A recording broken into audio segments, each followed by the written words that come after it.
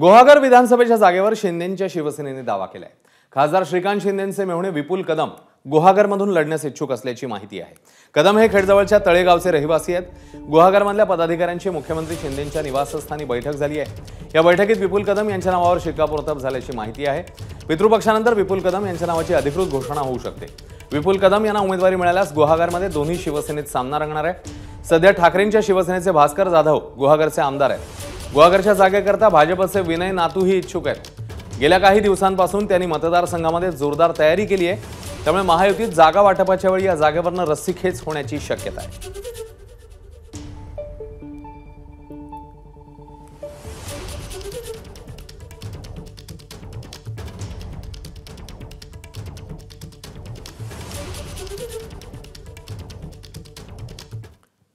दरम्यान विपुल कदम यांचा गुहागर मतदारसंघाशी संबंध काय असा प्रश्न विचारलाय रामदास कदम यांनी।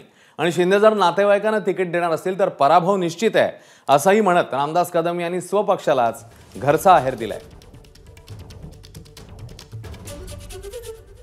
विपुल कदम कोण, त्यांचा गुहागर मतदारसंघाशी संबंध काय, एकनाथ शिंदे किंवा त्यांचे चिरंजीव हे आपल्या जवळच्या नातेवाईक म्हणून जर तिकीट देणार असतील, एक नवीन प्रथा शिवसेनेमध्ये पाडणार असतील तर ते शिवसैनिकांना भावेल असं मला वाटत नाही। शिवसैनिकांनी वर्षानुवर्ष रात्रंदिवस ज्यांनी काम केलं त्यांना बाजूला ठेवून आपले नातेवाईक म्हणून गुहागरमध्ये आणून तिथं त्यांना उमेदवारी द्यायची असं जर केलं एकनाथ शिंदे यांनी तर त्याला 100% पराभवाला सामोरं जायला लागेल। एबीपी माझा, उघडा डोळे बघा नीट।